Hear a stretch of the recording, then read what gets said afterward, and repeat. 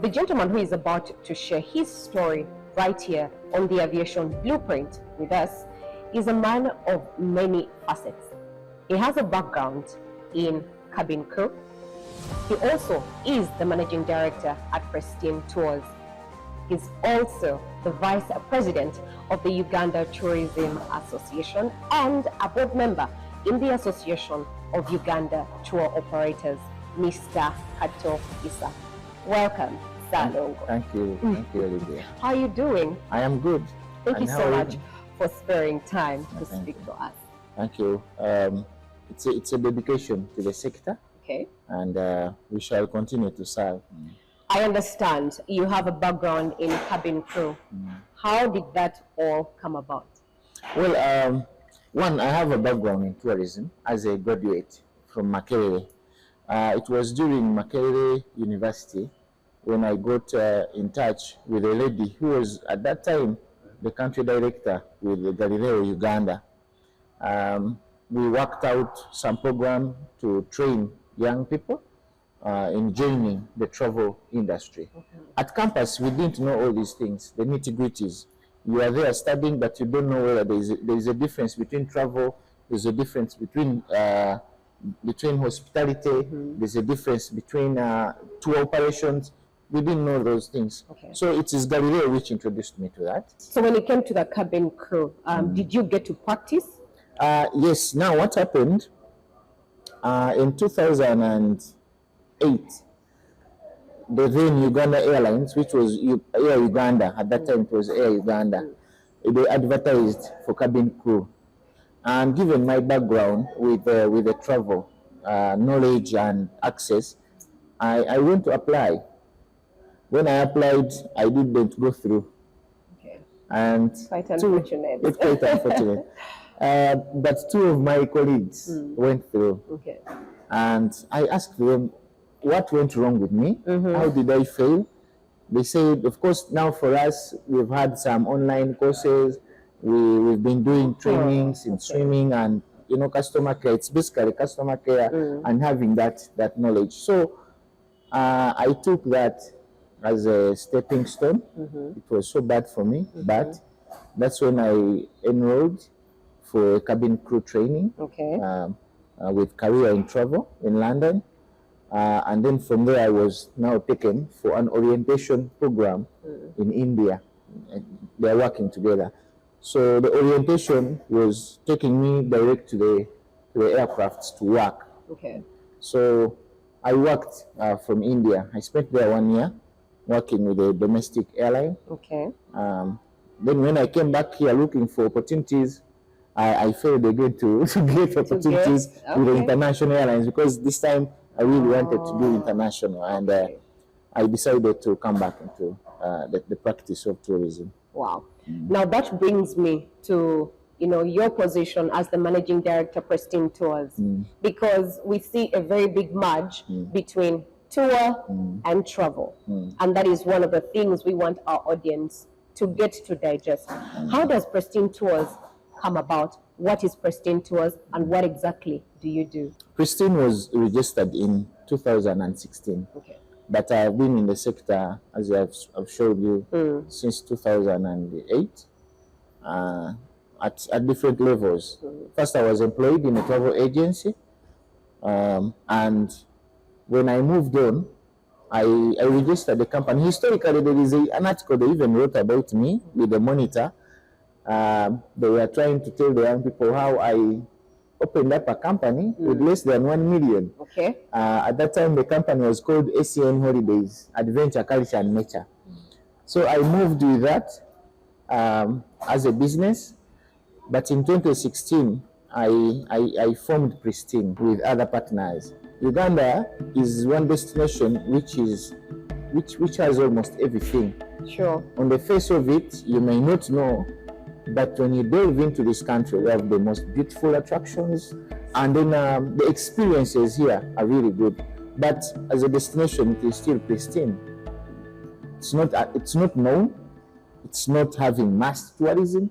So I came up with that brand. I said, no, Pristine Tours is one of your gateway to this pristine destination called Uganda. I'm trying to get to understand the merge between Uganda's tourism industry and her aviation sector. But before we get right there, Mr. Kato, we understand that as we speak, you are the Vice President of Uganda's Tourism Association. Yep. We want to pick your mind on, what some of your aspirations, some of your goals and objectives are for this particular tenure. Well, Uganda Tourism Association is a apex body for all the tourism associations within the tourism space. Sure. So basically, our job is to advocate. We need to advocate for what is going to help our members in form of policies, in form of advices to government, and we are there to stand in for our business people that are in the tourism industry. So our focus largely is going to depend on that because it's our foundation. We need to sit down. We need to engage stakeholders on the laws, the policies that are governing the sector, the regulations, because most of those affect our people. So when we stand in for them, definitely that's how we are going to be helping them. Right now, as we speak, we are very busy in establishing a vocal, a robust secretariat, which we did not find at that time. Recently, we recruited a very, very wonderful gentleman as our CEO and someone who is an administrator in that office. So we are now working on fully-fledged secretariat. We have some space given to us by the ministry, and then again we are engaging all our members. We've been meeting the association boards. It's one thing that has not been there, so we are engaging. So another aspect is basically is to make sure that we have the stakeholder engagements, because it has been also another challenge when it comes to stakeholder management. Mr. Kato, from your own thinking, from your own view, would love for you to establish for us, how does aviation contribute to the growth of Uganda's tourism industry? Well, you need to understand that actually there is no tourism without transportation. True. And aviation falls into that category because one has to get from one point to another. So aviation is a very, very important link between our destination and those that we would want to bring here on ground. So aviation is so important to us, and working together, aviation and tourism, or practitioners and government, is key if we are to say we are going to promote this country. For even if we say we are going to promote sustainable tourism can only survive when you have resources, when you have people engaged and working and benefiting, and it's only the airlines, because aviation, largely airlines, they need to be on board, and then we need them. It's very, very crucial. From what I pick from the conversation is the aviation industry creates that interconnectedness between Uganda and her key source markets. Well, if we are to borrow some statistics from the recently released tourism performance report, whereas our key source market remains Kenya, just our neighbor, the biggest money comes in from other continents. So it is very, very important that we establish a fully fledged aviation industry if Uganda's tourism sector is to thrive. Which brings me to my next question to you, Mr. Kato. I understand you have worked on either side. You have been in the aviation, you have at least touched a component of Uganda's aviation industry, but you have also and are currently working in Uganda's tourism sector and are hands-on. What are some of the challenges you have seen that are very vivid when it comes to merging the two, those the tour operators face, in trying to tap into Uganda's aviation industry? one of the reasons would be lack of the knowledge. At a wide scale, there are few people that actually understand the interlinkage or how tourism is actually intertwined with aviation. So there's lack of knowledge. And again, I would say there has also been limited investment in that area. Apparently, I can tell you in Uganda, we have about 2 operators of domestic flights. But you see a big challenge we have in the sector is that most of the attractions that we have are far away from the city center. They are far away. You have to drive someone for 11 hours to access the villas, to Queen, you know, and the risks of the ground, and you know.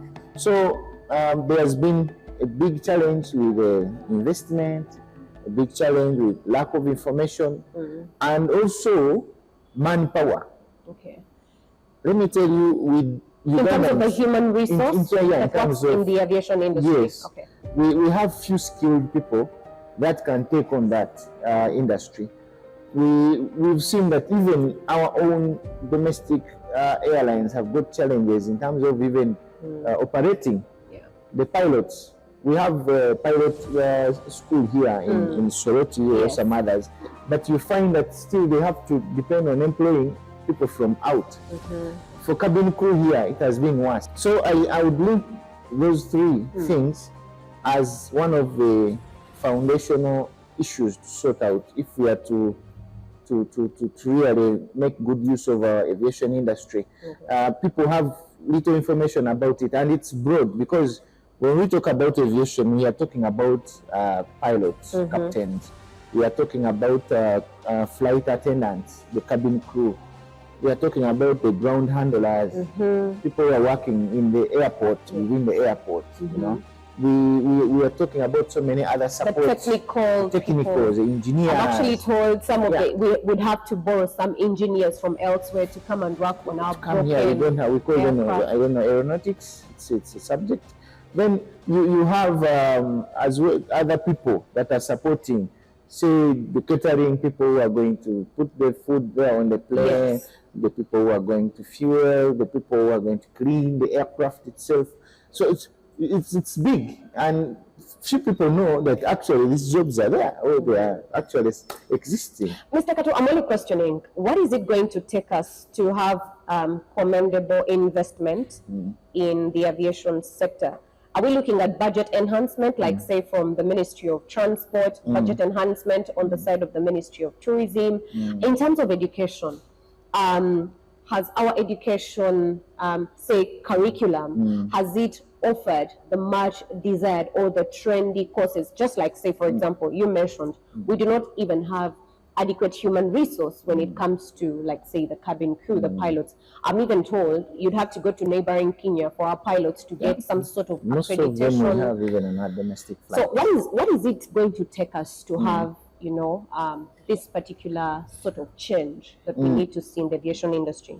I think what I'm happy about is I don't know if I was with you or with someone else when the Ministry of Tourism hired a consultant or an expert to come up with the wonderful what you call it, strategic plan, tourism strategic plan. Yes, I did cover that story. You remember? So there was that key aspect about investing in aviation. True.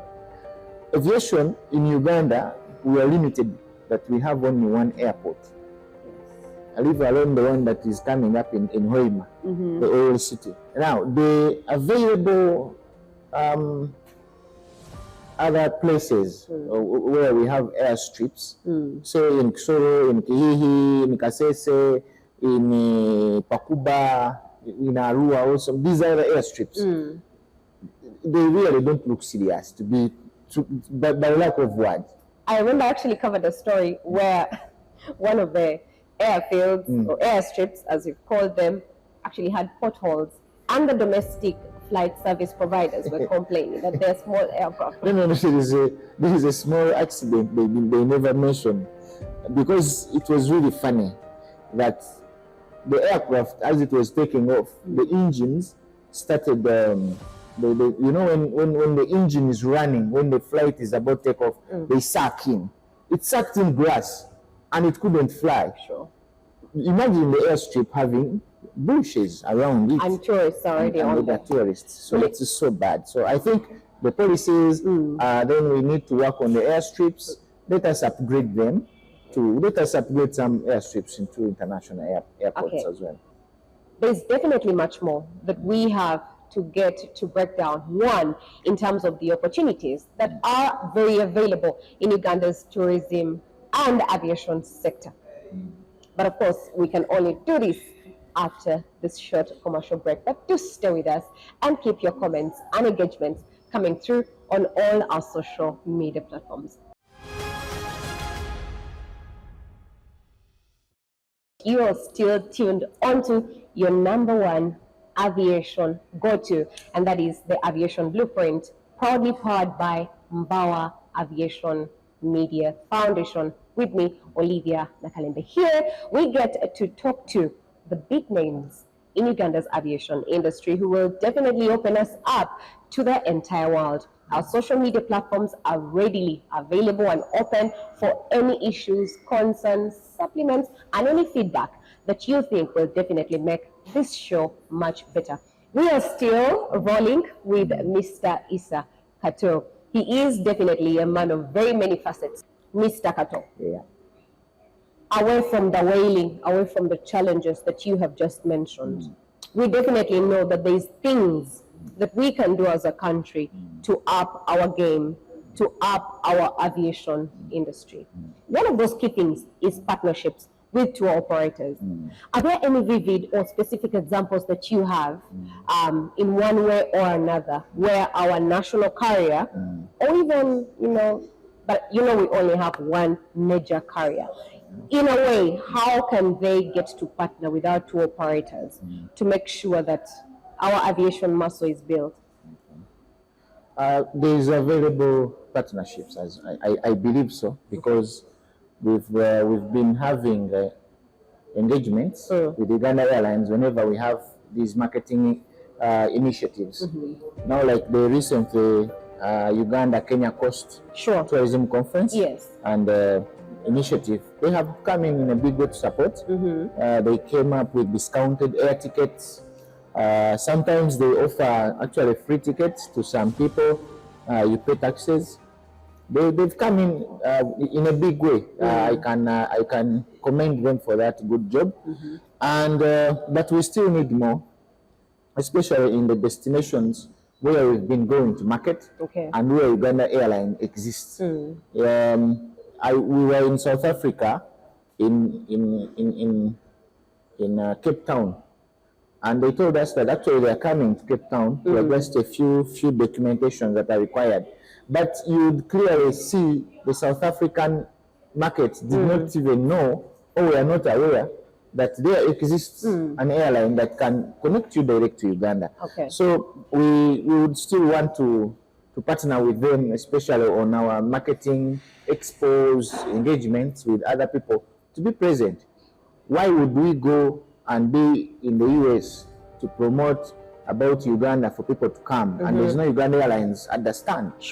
It does not help us at that time, giving a lot of explanations that actually we have a flight which connects you people from here, from Mumbai, from Nigeria, from South Africa, they have tried to now span to across the world, but we still need to partner with them, especially when we are marketing this destination. There is no way it is going to help us to explain a lot when Uganda Airlines is actually there. You talked of bridging the information gap, like, cases with the in-flight magazines. Are there any other examples that you can cite in that very line?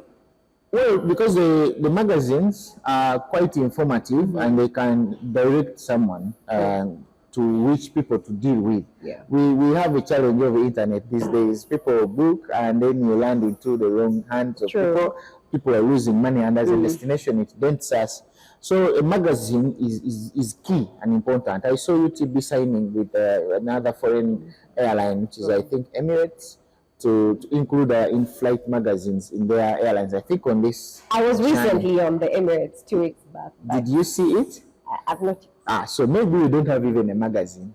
So we need the in-flight magazines on most of all these carriers that actually come here. It may not be only Uganda Airlines, but we have airlines that are having daily flights to Entebbe. So we can negotiate and see that on those the leg Entebbe to Air City should have at least an in-flight magazine to promote our destination, but because it is important. An airline has got is a great link to so many. You can sit on that plane with people that have come across the whole world, and they're just in that plane on that day. So having information is good. And with all the stopovers, you know, if someone, if say for example they're about 2 stopovers, if someone is stopping over, you know, say for example neighboring Kenya, they could go off with our magazine. The next destination up until the final destination. We need to engage. There is the big magazine which used to be here, and they do free issues. The I magazine. You would work with such people in that they give out those magazines for free. Put them on the flight. Whoever is interested, take it, and people will take them. And that's how we are going to have information about our country. We have Mali, I do not know where. Many initiatives start, and when they lack support, they close shop, and because they've been there. There are so many of them that have come in. We had the Pearl Guide. I don't see them anymore. The Pearl Guide was actually a very big one. Yeah, I know. I see them, but they were very, very good. It was a very good platform to promote our businesses here. The hotels, the tour operators, the travel agents, and as I told you, the stakeholder partnerships should not just be on tour operators, but hotels. The entire tourism value chain. This value chain is so big, and it touches direct to the person. Even the community people. Every tourist will come to Kampala, yes, but ends up in the community. They don't stop here. So even the community people need to be taken through these. Mr. Kato, let's talk about domestic tourism. We know for sure you have been pushing. You have been pushing domestic tourism.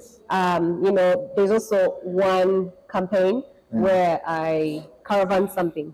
Pristine caravan. Pristine caravans, where we literally saw you putting your voice at the forefront. How best can, and you know also, we as the locals should be the fronters of our carrier. Why would you be selling our carrier elsewhere when we, the locals, have not yet taken it up? So how best can we merge? I think we spoke about it, especially on the area of investment. We need to invest in the local airstrips that are going to connect these whole areas. Recently, I had a friend who was interested in going to Arua, and there were 2 of them, but they wanted to fly. But when we made some contacts around to ask for an available flight, they said, you guys, what you need to do, you need to collect 10 of yourselves, and then we can do a charter. It's so expensive to do a charter. It's expensive. Mr. Kato, at the beginning of this year, the president directed the Ministry of Transport to work on 5 aerodromes. I don't know where the directive slept off. I don't know if work is underway to make sure that they develop these aerodromes. But what commitment is it going to take for us to be able to develop? Well, as I said, it's investment. We need to put money there because, and then I think we need multi-sector engagement to understand, because tourism or aviation or anything, they do not stand alone. We definitely depend on so many others to have one product, or to have one thing. Just like you see the aircraft, it takes a lot of things around it to get that aircraft up in the air. Because I'm seeing we have the Ministry of Transport. If there's a certain budget allocation, you know, that goes to them to develop the aerodromes. The Ministry of Tourism will definitely offer the marketing bit of it. Yeah. The Ministry of Education will help us get the right resource to give the skill. So I completely agree. It's a multi-sector issue now. We need to engage with so many people to tell them exactly what we want. Actually, we came up with also some trainings. I would give an example for the guides.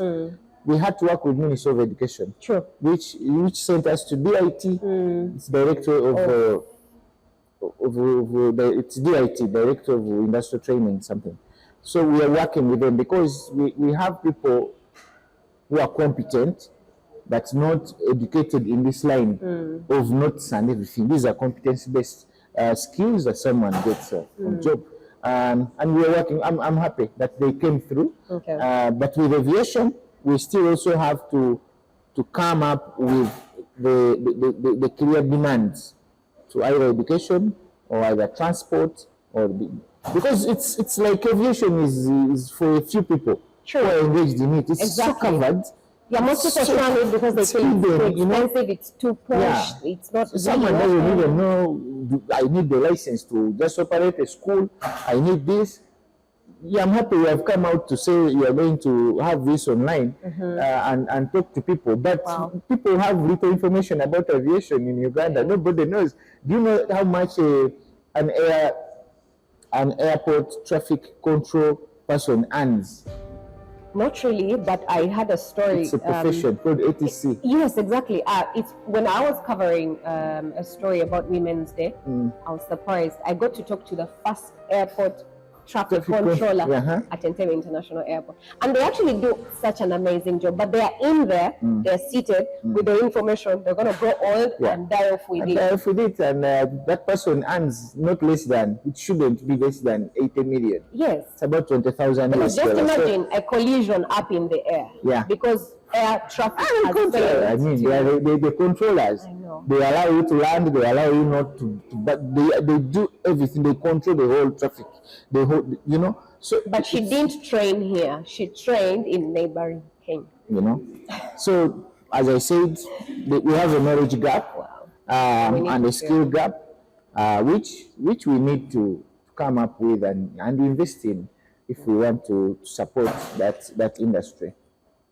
This is the jinx that the Aviation Blueprint show is here to break, ladies and gentlemen. And those are not my words. Mr. Kato here has alluded to the fact that, kudos to us, we are here to make sure that you readily get this information, that we bridge the information gap in Uganda's aviation industry. Mr. Kato, you trained in London, you practiced in India, and you're now back home. What opportunities haven't we tapped in our country's aviation sector? I think it still goes back to having many people join the aviation sector, because within the tourism industry, I can tell you, transport accounts to about 60%. And you know, even in an economy, transport is key. It determines the prices of food, everything. It touches everyone. The same in tourism, aviation is almost 60%. The destination, the attractions, the managers on ground, everyone, they share the 40%. Because we cannot have a robust industry here when we are not interlinked with the whole world. And it's only aviation. It actually takes me back to the recently released tourism performance report. When we looked at the components where the most money was spent, transport actually took a very huge chunk. Yeah, it is. Because it's the biggest. And that's where we need the investment.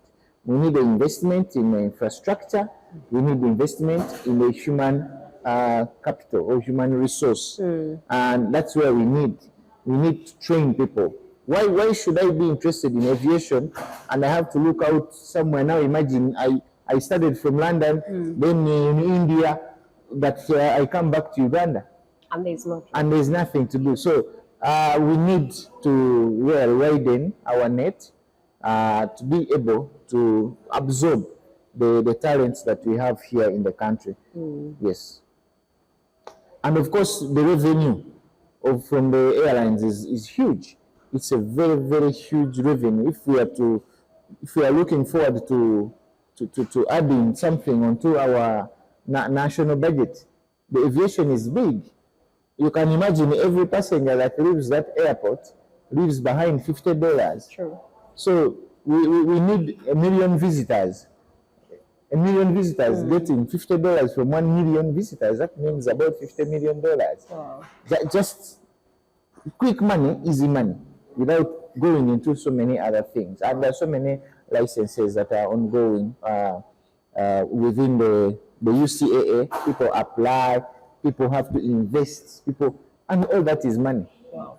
The conversation right here at the Aviation Blueprint definitely gets only more and more interesting because we are the icebreaker to Uganda's aviation industry. We need you to be able to understand it. We are your benchmark when it comes to investment in Uganda's aviation industry. And we can only do that once you get to tune in, subscribe, like, and leave us a comment. We'll definitely work on that feedback as time goes on. As a wind-up, we'd love to leave a bit of inspiration. Mr. Kato, is there any memory that you have that inspired you as an aviation/tourism leader in Uganda? That vivid memory that you definitely remember. You will allow me to share 2 stories, but they are short. Okay. The first one was when I went for the orientation training. I was asked, we took a flight in a helicopter, and they asked me to jump out, just like other colleagues, to fall into the water. Skydiving style, eh? Not skydiving, because you study about safety and how you can safely evacuate people, just in case the plane landed on water. Okay. That's why one of the key components of the training is you must learn how to swim. And you swim long distances. So I looked down. I have a phobia for heights. I refused, and I was taken back to the training center, and I just told them I want to go back to Uganda. Okay. But it took a lot of effort from those guys. They brought some psychology people, counselors. Okay. They worked on me for the next 2 weeks, and I made, you can make it, you do. And then I was trained also to learn. In that training, when they came to me, I realized they knew exactly what was my problem, and they actually went for that directly. Wow. The next incident was on the flight. This guy on the flight, before you take off, you have to go on checking each and every client if they have buckled up. Yes. You have to buckle up. So I see this guy, I ask him, please buckle up. He says, I don't want. I don't want. We definitely have some stubborn. Yeah. So I go back to my supervisor. I tell the lady that the other gentleman has actually refused to buckle up, and we cannot take off when you have not. Yes. So she asked me a question. Have you tried to find out why? I said, no, I have not, but I have asked him several times. She said, no. Go back and actually help him to buckle up. He may actually be not knowing how to do that, but he cannot tell you. So when I went back, I asked him, excuse me, sir, may I help you to buckle up? Then he just allowed, and I buckled up. And that takes me back to so I didn't know exactly what the issue was. So you're getting embarrassed. Yeah. You know what it means when someone tells you to buckle up? I know, and you don't know. It's the first time to fly. So we were dealing with so many things on that flight. Okay. So even with life, you don't just jump onto someone and judge, or you make conclusions.